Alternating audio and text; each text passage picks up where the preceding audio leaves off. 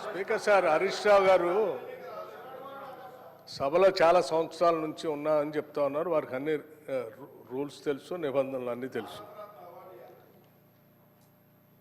Question అవర్లో question అడుగుతారు, సమాధానం చెప్తాం. క్వశ్చన్ ఏముంటుంది కానీ వారు షార్ట్ డిస్కషన్ లాగా ఉపన్యాసం చెప్పుకుంటూ పోతా ఉన్నారు.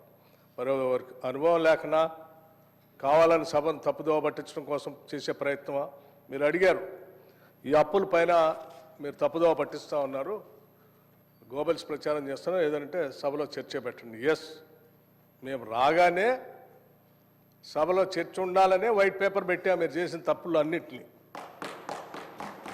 మళ్ళీ కావాలని అడుగుతుంటే మాకేం అభ్యంతరం లేదండి. మేము అసలు పూర్తిగా ఈ సభకి, రాష్ట్ర ప్రజలకి వాస్తవాలన్నీ తెలియాలనేటువంటి ఆలోచనలో స్పష్టంగా ట్రాన్స్పరెంట్గా ఉన్న గవర్నమెంట్ ఇది.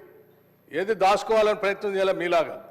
సో మీరు వాళ్ళ చర్చ పెడదామన్నా ఫైన్, షార్ట్ డిస్కషన్కి వీఆర్ రెడీ. మీరు ఏదో ఏ ఫామ్లో ఇస్తారో ఇవ్వండి, గౌరవ సభాపతి గారికి ఇవ్వండి, వారి అనుమతితో వారు ఇస్తే, టైం ఇస్తే we are ready to debate sir. అంతేగాని ప్రశ్నలంతా వదిలిపెట్టి మొత్తం పాత కథలన్నీ చెప్పుకుంటూ వారి చరిత్ర అంతా చెప్పుకోవడానికి ప్రయత్నం చేస్తే అది వినటానికి మేము ఈ ప్రశ్న క్వశ్చన్ అవర్ ఇట్లా వేస్ట్ చేయొద్దు అధ్యక్ష. రెండు విషయాలు సార్, ఎవరు భుజాలు తడుముకుంటున్నారో స్పష్టంగా అర్థమైంది, ప్రజలైతే చూస్తున్నారు. అయితే అయితే అయితే గౌరవ డిప్యూటీ స్పీకర్ గారి యొక్క సవాల్ను నేను స్వీకరిస్తా ఉన్నా. ఆల్రెడీ బీఆర్ఎస్ పార్టీ తరఫున మేము ప్రివిలేజ్ మోషన్ ఇచ్చాం. Privilege motion on honourable deputy CM we have given sir. That privilege motion is pending. Sir సభ మళ్ళీ సభను కూడా మళ్ళీ తప్పుదోవ పట్టిస్తున్నారు అధ్యక్ష.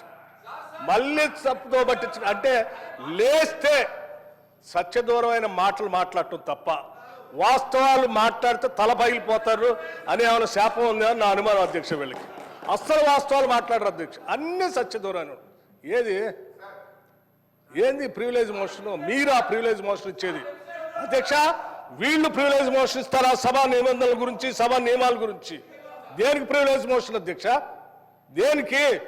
నిన్న చూపించాను నేను అధ్యక్ష. రూల్స్ బుక్ వాళ్ళ హయాంలో తయారు చేసింది.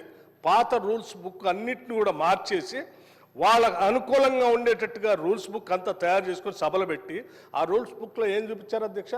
స్పష్టంగా ప్లకార్డ్స్ తీసుకొని రావద్దు, స్లోగన్స్ ఇవ్వద్దు, పొరపాట్లు అట్టు చేస్తే వాళ్ళ మీద చర్యలు తీసుకోవాలని చెప్పి అన్ని చాలా స్పష్టంగా రూల్స్ బుక్లో పెట్టి నిన్న మీరు చేసింది అధ్యక్ష.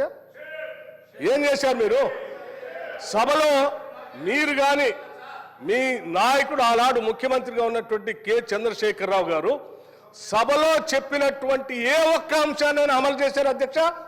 సభ నిబంధనలు పూర్తిగా ఉల్లంఘించారు వాళ్ళు. హౌస్ ప్రివిలేజ్ మొత్తం పక్కదో పట్టించింది వాళ్ళు. ఒకటి కాదు, రెండు కాదు, 3 ఎకరాల భూమి బరాబర్ ఇస్తామని చెప్పారు దళితులు, గిరిజనులు. ఇచ్చారా? ఈ సభలోనే కదా చెప్పింది వాళ్ళు. ఈ సభలోనే కదా అధ్యక్ష చెప్పింది. డబల్ బెడ్రూమ్ ఇల్లు ఇస్తా అని చెప్పారు, ఇచ్చారా అధ్యక్ష? ఉద్యోగాలన్నీ పూర్తి చేస్తా బరాబర్ అన్నారు, చేశారా? 2 భిన్నమైనటువంటి డైలాగ్స్ నేను వినిపించగలను అధ్యక్ష. బరాబర్ ఉద్యోగాలు ఇస్తాం అన్నది ఒకటి, ప్రభుత్వంలో ఏడున్నాయి ఉద్యోగాలు, ఏడ తీసుకొచ్చి ఇస్తామని అడిగింది ఇక్కడ నుంచే. సభ నిబంధనలు నియమాల గురించి, సభ నిబంధనలు నియమాల గురించి, ప్రివిలేజెస్ గురించి వారు మాట్లాడితే ఎట్లా అధ్యక్ష? వారు ఏమన్నారు? నేను ప్రివిలేజ్ ఇచ్చారట. ఎందుకు? సభ జరిగేటప్పుడట సభలో ఏంటి ప్రభుత్వానికి సంబంధించిన అంశాలన్నీ బయట మాట్లాడకూడదు కదా, మీరు ఎట్లా మాట్లాడతారు? ఏం అధ్యక్ష నేను మాట్లాడింది ఏంటి? మీరు తప్పుడు సమాచారం ఈ రాష్ట్రానికి అప్పుల పైన ఇస్తా ఉంటే ఆ అప్పులకు సంబంధించి ప్రజలకు తెలియాలని చెప్పి 7,11,000 పైన ఉన్నటువంటి అప్పుల లెక్కలు బరాబరుగా చెప్తూ ఆ అప్పులు తీసే క్రమంలో మీరు చేసిన 66,000 కోట్ల అప్పుల్ని మేము తీర్చామని చెప్తూ, అట్లాగే రైతులకు ఇంకో 21,000 కోట్ల రూపాయలు రుణమాఫీ కింద ఆపు ఇచ్చామని అన్నప్పుడు ఒక జర్నలిస్ట్ అడిగాడు, అయ్యా రైతులకు భూమి ఉన్నటువంటి వాళ్ళు అందరికి ఇస్తున్నారు, బాగానే ఉంది, మరి అసలు మా భూమి లేని మా నిరుపేద ప్రజల కూలీలకు కూడా మీరు అప్పుడేదో ఇచ్చారు కదా అని ఇస్తా అన్నారా? 12,000 ఇస్తారంటే ఎస్, అవి కూడా ఇస్తామని అన్నాం. భూమి లేని నిరుపేద కూలీలకి 12,000 కూడా ఇస్తాము, అది ఒక జర్నలిస్ట్ అడిగిన దాని మీద ఇస్తామని చెప్పిన దాన్ని అది ప్రివిలేజ్ మోషన్. నిరుపేద కూలీలకి 12,000 మేము ఇస్తామని చెప్పినట్టు మాటను ఇస్తామంటే నీకేమైనా ఇబ్బందా? కూలీలకి ఇయ్యొద్దా? ఏంటి ఈ భూస్వాముల మనస్తత్వం? ఏంటా ఇబ్బంది? ఏం ఇబ్బంది అంటే దానికంటే ప్రివిలేజ్ మోషన్ ఇస్తారట. రైతు కూలీలకి 12,000 ఇస్తారా అని ఒక జర్నలిస్టు అడిగితే ఇస్తామని అన్నాం. అది ప్రివిలేజ్ మోషన్.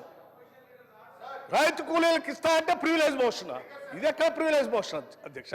ఇది ఎక్కడ ఉల్లంఘన? ఏమున్న ఉల్లంఘన? Right right.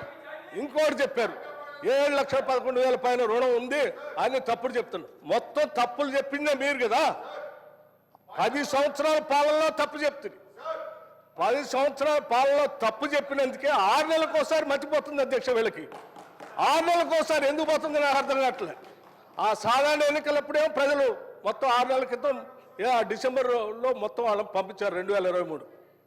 అది అయిపోయిన 6 నెలలకి పార్లమెంట్ ఎన్నికలు వస్తే డిపాజిట్ గలం చేసేసారు ప్రజలు. 6 నెలల తర్వాత మళ్ళీ అసలు ఇది ఏందో వాళ్ళకి ఆలోచన పోయిందేమో. అసలు రాష్ట్ర ప్రజలు అన్ని తప్పుదోలు పట్టించారు. ఇది ఎక్కడ అన్యాయం అధ్యక్ష? ఇవన్నీ ప్రజలు ఇంత తిరస్కరిస్తూ ఉంటే ప్రజల కోసం పనిచేసే మా పైనట ప్రివిలేజ్ మోషన్ అంట. ఎట్లా అధ్యక్ష? మీరు అడిగారు అప్పులు ఎన్ని ఉన్నాయని. చాలా స్పష్టంగా మేమేం దాచుకోలేదు అధ్యక్ష. అప్పులు తీసుకునే ప్రతిదీ ఆర్బీఐ ద్వారా, బ్యాంకు ద్వారా నిక్కచ్చిగా స్పష్టంగా ఉంటుంది అధ్యక్ష. ఆ స్పష్టంగా ఉన్న కాగితాన్ని వాళ్ళ మేము దాయలే. వాళ్ళు ప్రతి సందర్భంలో 7 లక్షల పైన అప్పు ఉందనేది ఏది మీరు కార్పొరేషన్ ఇచ్చిన గ్యారంటీస్ వాటిని ఎప్పుడు కలిపి చెప్పలే. కానీ వాళ్ళు మేము చెప్పేమే, దాచుకోలేదు కదా. నీలాగా సభను తప్పుదో పట్టించే మీరు ఎప్పుడు చెప్పలేదు. 7 లక్షల పైబడి ఉన్న మాట దాచిపెట్టారు మీరు.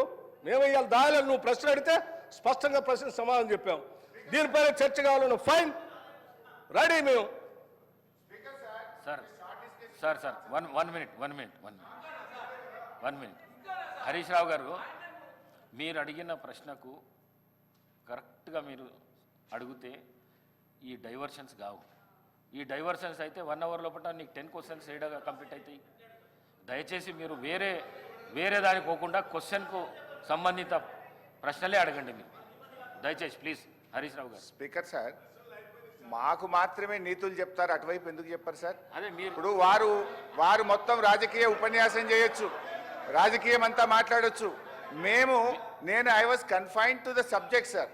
నేను డీవియేట్ కాలేదు. దయచేసి మీరు మా హక్కులను కాపాడాలి సార్.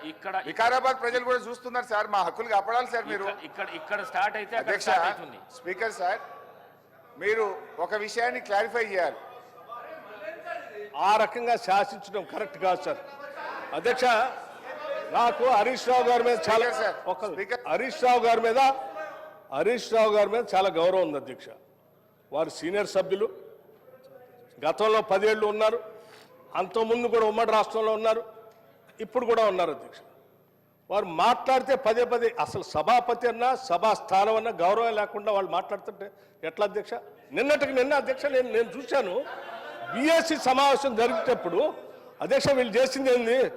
బీఎస్సీ సమావేశం జరిగేటప్పుడు నిన్న కూడా నిరసన చెప్పిపోయారు అధ్యక్ష. నేను అందుకే చెప్తాను, బీఎస్సీ సమావేశం జరుగుతూ ఉంది.